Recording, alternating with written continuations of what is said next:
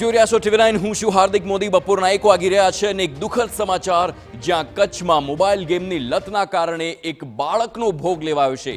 ગેમમાં હારી જવાના કારણે 17 વર્ષીય કિશોરે જીવ ગુમાવ્યો છે, તેણે જીવન ટૂંકાવ્યું છે। ભુજના મોખાણા ગામમાં કિશોરે ઝેરી દવા પીધી અને હોસ્પિટલમાં 4 દિવસની સારવાર બાદ કિશોરનું મોત થયું છે। કિશોરના મોબાઈલમાંથી ઘણી બધી ગેમો પણ મળી આવી છે। કઈ ગેમમાં કિશોર હાર્યો તે દિશામાં તપાસ શરૂ કરાઈ છે। કિશોરે આપઘાત કરતા નાનકડા ગામમાં શોકનો માહોલ જોવા મળ્યો છે।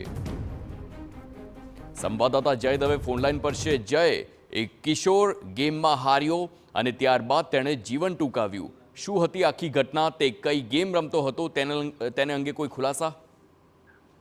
ચોક્કસથી તેને લઈને તો કોઈ ખુલાસાઓ નથી થયા, પરંતુ ખરેખર તમામ વાલીઓ માટે એક ચિંતાજનક બનાવ છે, કેમ કે જે રીતે આજે બાળકોમાં અને ખાસ કરીને કિશોર બાળકોમાં જે રીતે મોબાઈલ ફોનનો ઉપયોગ છે તે વધી રહ્યો છે અને ખાસ કરીને ઓનલાઈન ગેમિંગમાં જે રીતે યુવાનો રવાડે ચડી રહ્યા છે તે બાળકો માટે આ એક ચિંતાજનક કિસ્સો છે। મોખાણા ગામનો 17 વર્ષીય કિશોર છે કે જેને ઘણા લાંબા સમયથી મોબાઈલ ગેમની લત લાગી ગઈ હતી અને ત્યારબાદ 4 દિવસ પહેલા તેને અચાનક ઝેરી દવા પી લેતા તેને સારવાર માટે ખસેડવામાં આવ્યો હતો।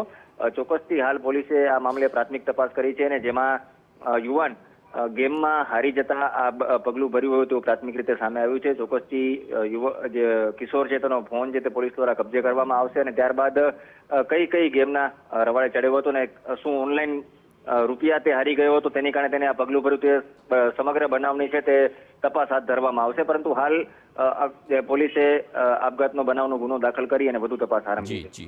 બિલકુલ જય, સમગ્ર માહિતી બદલ આભાર।